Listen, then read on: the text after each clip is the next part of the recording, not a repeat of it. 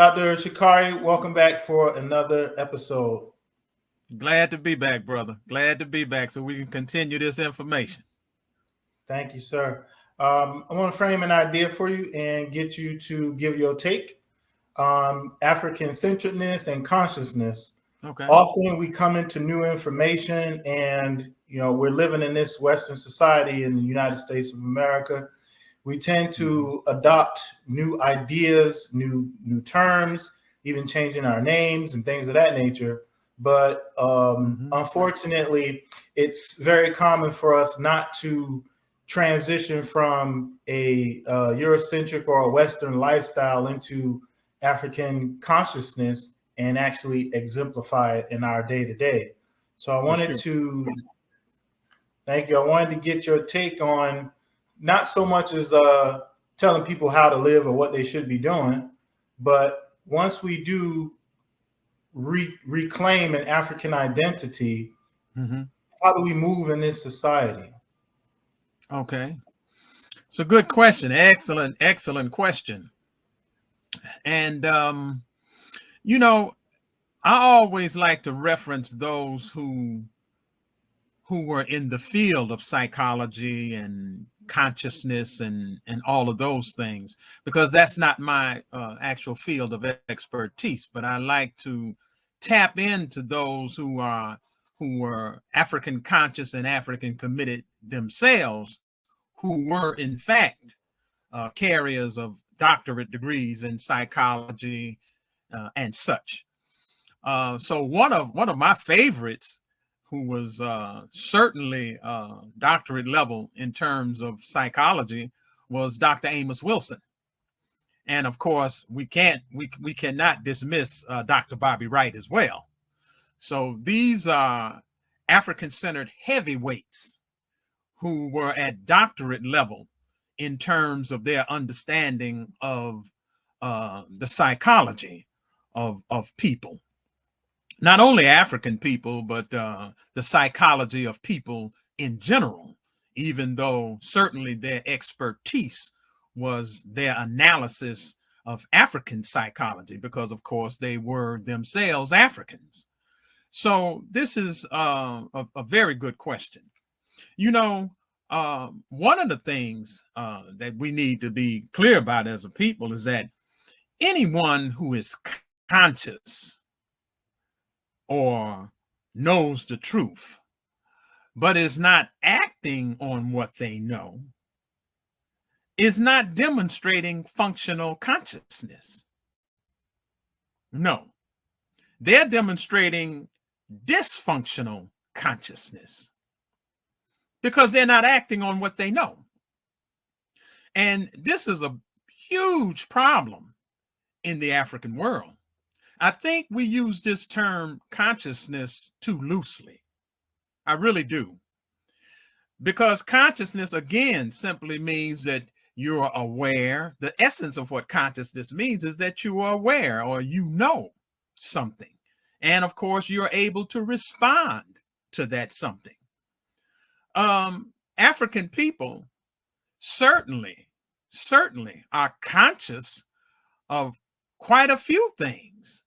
We are people who have been on this planet for upwards of 6 million years. So we've been around for a long time, and we have been made conscious of a whole lot of things in life, not the least of which is our consciousness of ourselves, the horrible circumstance and condition that we find ourselves in the world. And we're also conscious of the multitude of enemies that we have in the world. So we're conscious, but see, being conscious alone means little or nothing if you're not acting on that consciousness. If you're not doing what's necessary to be done to act on the things that you're conscious of, then for all practical purposes, your consciousness means little or nothing. And see, this is the problem that exists within the African world. We're conscious of a lot of stuff. I say it all of the time. Our problem is not a problem of us having a lack of knowledge. It's not so much that African people lack knowledge, and that is the reason why we find ourselves in the condition that we're in. No, that's not it. It's not a problem of consciousness. The problem is we're not acting on the things that we're conscious of. And therefore, our consciousness, no matter how conscious we consider ourselves to be, is affording us little or nothing in the way of results and positive outcomes for us. Because consciousness alone does not bring about change for a people. You have to act on the things that you're conscious of for your consciousness to mean something, for your consciousness to affect positive change for you in life. This applies not only to individuals, but most certainly it applies to nations. So when we deal with the whole idea of consciousness, and consciousness is important. Now, I was looking at a tape of Dr. Amos Wilson, in fact, last night. And he talked at length, and in many of his presentations, he talked at length about consciousness. But he always reminded us, African people, he always reminded us that we have to act on the things that we're conscious of. It's not enough for us to be African conscious. That's not enough. You've got to act on the things that you are African conscious of. And yes, it's important that we change our names. I've changed my name legally. That's why no one can call me out of my name. I don't walk around with an African nickname. You know, just some name that I snatched out of the sky somewhere, and then I let other people call me by that name. But of course, my real name is Johnny Brown. No, get out of here. No, if you're serious about the name that you carry, you don't want nobody to call you out of your name, which means that you have to do what's necessary to be done to make sure that that name is a name that everyone in society, not only Europeans, not only Arabs, Jews, Chinese, or anybody else on the planet, not only other Africans, but you want everybody on the planet to acknowledge your name and refer to you as that name. And you shouldn't have a name, you shouldn't be carrying an African name if you consider yourself to be conscious and committed. You shouldn't be walking around with an African nickname. That's absurd. That is a manifestation of the very thing that we're talking about, this issue of consciousness. Because see, if you're truly conscious, you're going to make sure that your African name is your legal name, meaning that it is the name that everyone must call you, because that is your name, legal and otherwise. Not just no nickname that you put up on Facebook, or that people in your circle, that's what they call you. But outside of your circle, everybody know you as Billy Jones or Sally Sue. No, come on now. Come on now. At what point do we take our culture seriously? We're talking about all this consciousness, but consciousness necessitates that you take yourself seriously. And if you are truly conscious, that's exactly what you're going to do. You know, it looked like you had a question before I go on. Now you kind of answered it, but I appreciate it. Now, sorry for interrupting. But there's always the notion that, well, you know, Marcus Garvey didn't have an African name, and look at all the work he did. Or, you know, Amos Wilson or John Henry Clark or, you know, whoever else. You know, these luminaries, they didn't have African names. Some of them still retain their Christianity. But we can still say, look, they did this heavy amount of work. Tell us, what is the power in actually claiming your African identity along with your consciousness? Absolutely.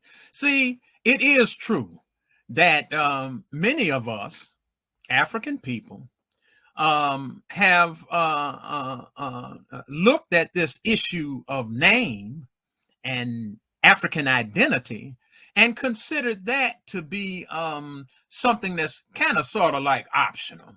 You know, I really don't have to take on an African name, even though I declare myself to be African. It's not necessary for me to take on the name that connects me with the people, land, and culture that I come from. See, that in itself reflects a lack of serious consciousness. Now, you rattle off all of those heavyweights: Dr. Amos Wilson, Dr. The Honorable Marcus Garvey. No one can deny that, the Honorable Elijah Muhammad. All of these individuals have gone on record as saying that name is critically important. They've gone on record as saying that name is critically important. A people must have their own names. But when you look at them, including the Honorable Marcus Garvey, Dr. Amos Wilson,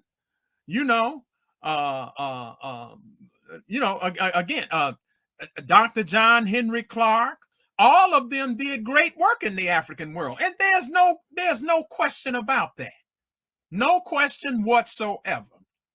However, it is hypocritical for any African, and I don't care if you are a doctor, I don't care if you are a Marcus Garvey or anybody else. And again, these individuals spoke about the necessity and the absolute importance of us having our own names, yet they themselves did not change their names to reflect their consciousness.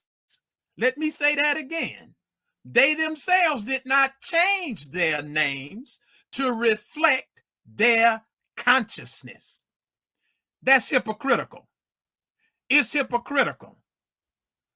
No matter how you try to cut it, it's hypocritical, especially when they themselves spoke on the issue of its importance. Dr. Clark went so far as to say that only slaves and dogs walk around bearing the names assigned to them by other people. Only slaves and dogs would do that. So that begs the question relative to him. So what are you, a slave or a dog? You're putting this out here, but you're not acting on it. And see, this is a major problem in the African world, especially among those who claim themselves to be conscious. If you're all that conscious and you've read all of these heavyweights who have spoken on the absolute importance of us reconnecting ourselves with the people, land, and culture that we come from, and taking on names that connect us in that way, then don't come before me talking about how conscious you are. And here you are bearing the names of the very enemies who have destroyed us. So, see, this again has become a major problem in the African world. And it is a major problem across the board relative to consciousness. See, when we look at African people all over the world, there are millions and millions of us who are conscious. We're conscious of our circumstance and condition in the world. There are millions and millions of African people all over the world. In fact, I would venture to say the overwhelming majority of us are conscious to some degree or another. We all know, as I said in the previous presentation, we all know that we have multiple enemies in the world who are doing us wrong. We know that. Many of us know, from especially those who have read the writings of the Honorable Marcus Garvey, Dr. Amos Wilson, Dr. Bobby Wright, heavyweights like that. Those who have read those, those among us who have read those individuals are clear that not only are African people slaves, but we're also being targeted for genocide, because those individuals that I just rattled off wrote about it. They documented this fact for all of us to see. So we're aware that we have problems and that we have enemies and that we are enslaved and that we are targeted for genocide, because all of these things have been well documented. The problem is, even though we are conscious of these things, we're not acting on them. We're not engaging in the necessary unity and organization that would allow us to change these things. Liberation necessitates action. You can't just talk about how conscious you are, all the books that you've read, how much you know about this, that, and the other. All of that's fine and good. And we do know that being aware of things is the first step in being able to change things. That's true. No one can deny that.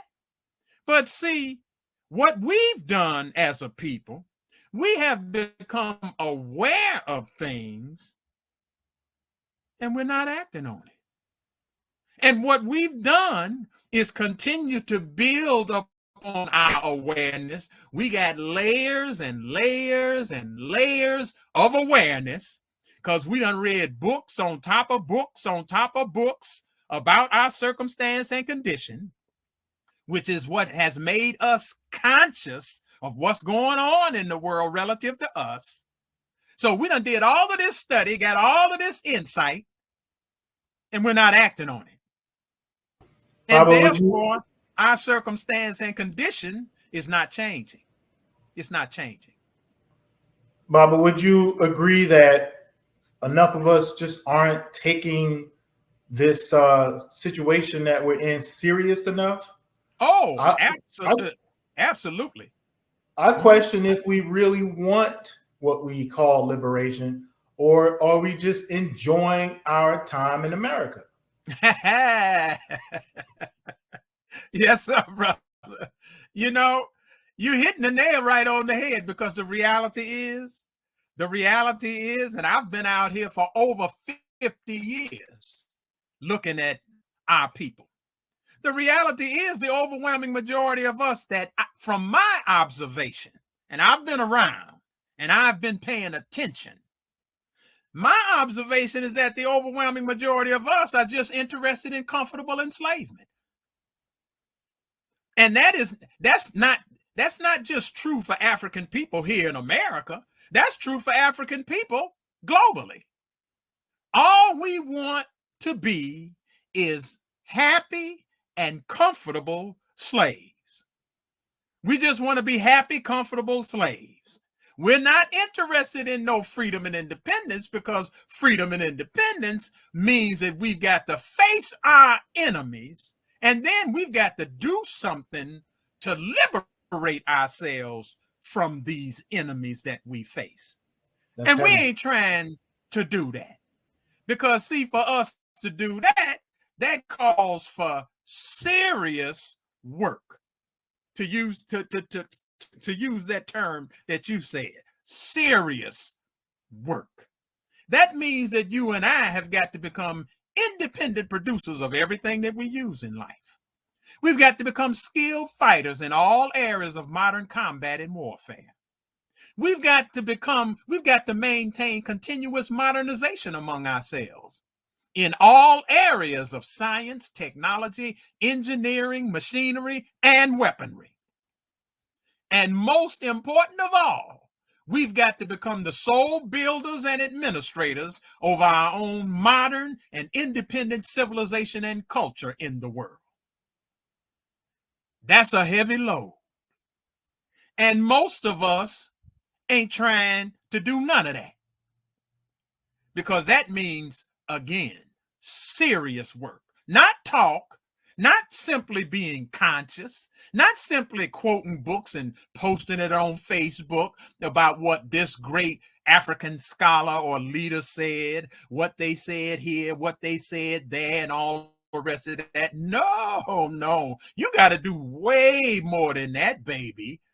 If you're talking about liberating yourself, liberation is a verb. I tell African people that all of the time. It's an action word. Liberation is something that a nation of people must do. It's not simply something that you can know. Liberation is not just knowing this, that, or the other.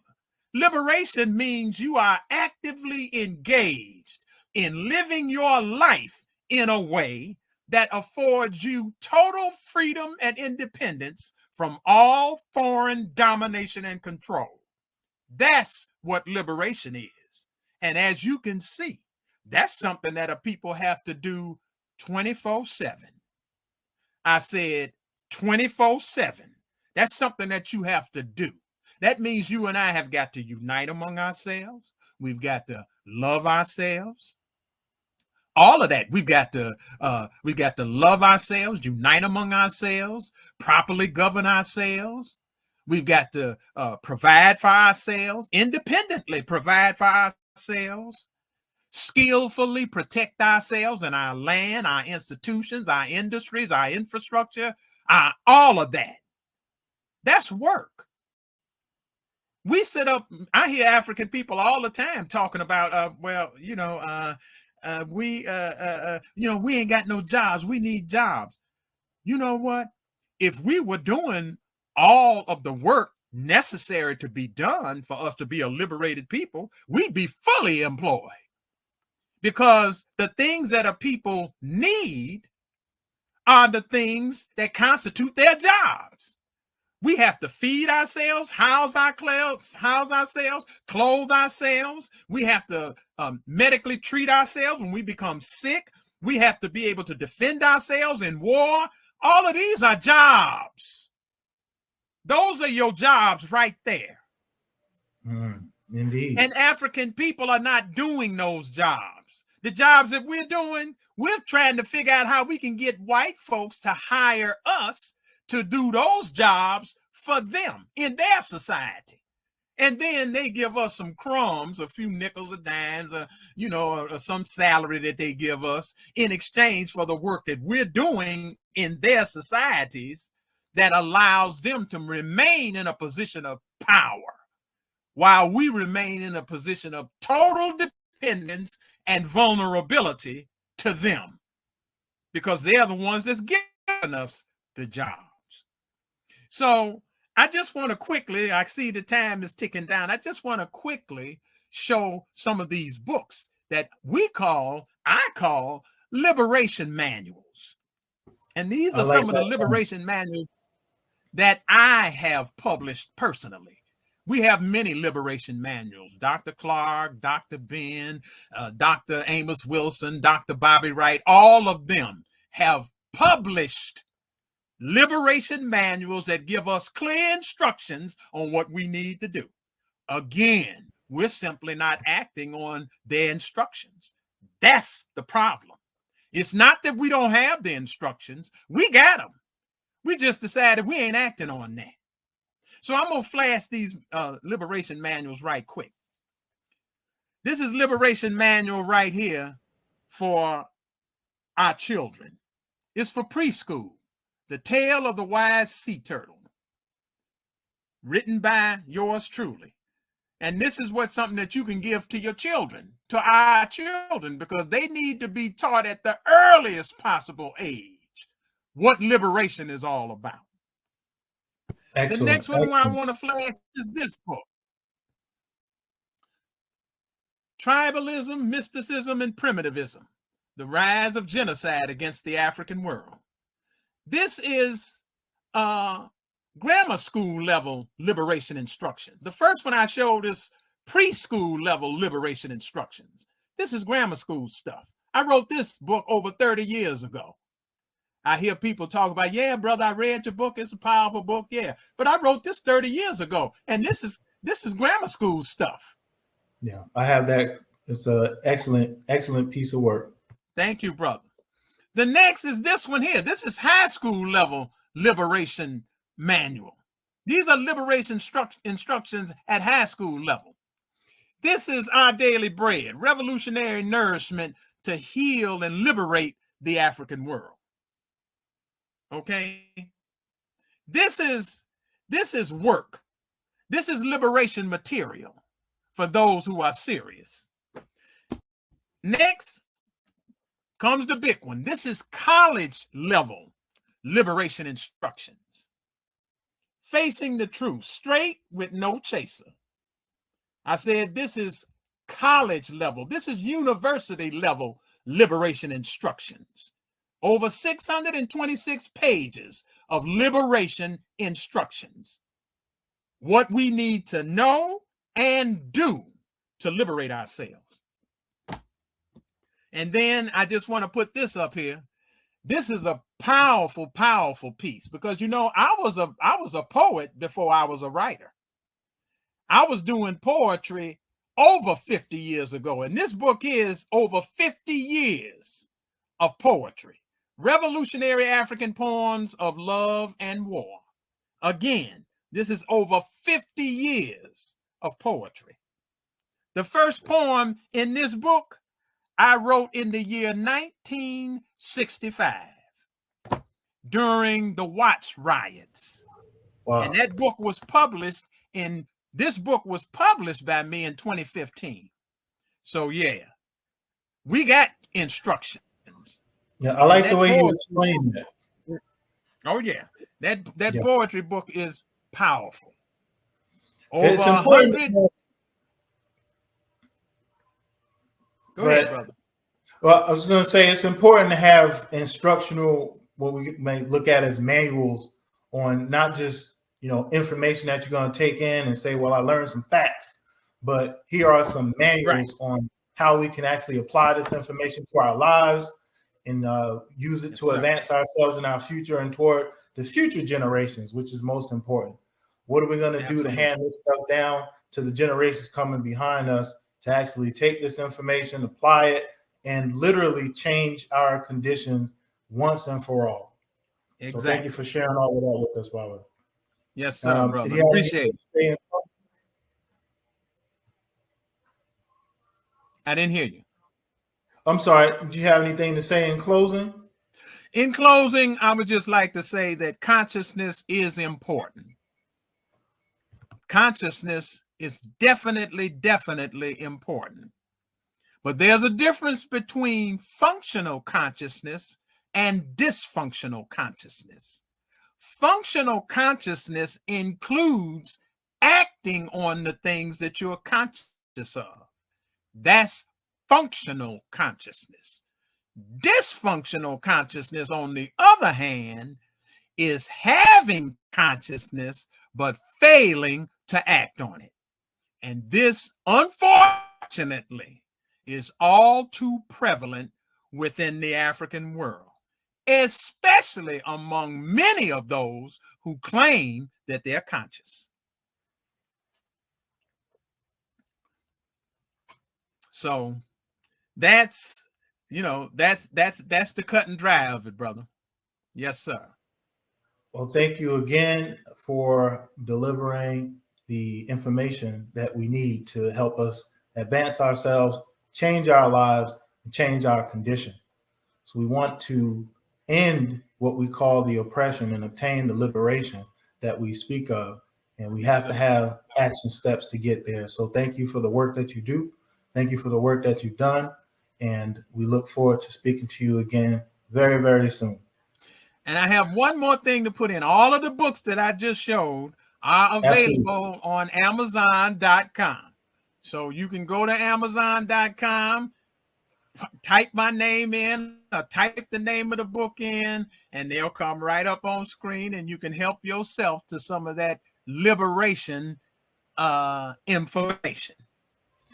My apologies Yes, for missing out on that plug. I'll be sure to put a link in the description for the video once we post it to YouTube, and I'll post it to Facebook as well later, so that everyone can go click one link and go straight to your profile on Amazon and make those purchases. Yes, sir. I appreciate it, brother. Thank you. Yes, Thank sir. you.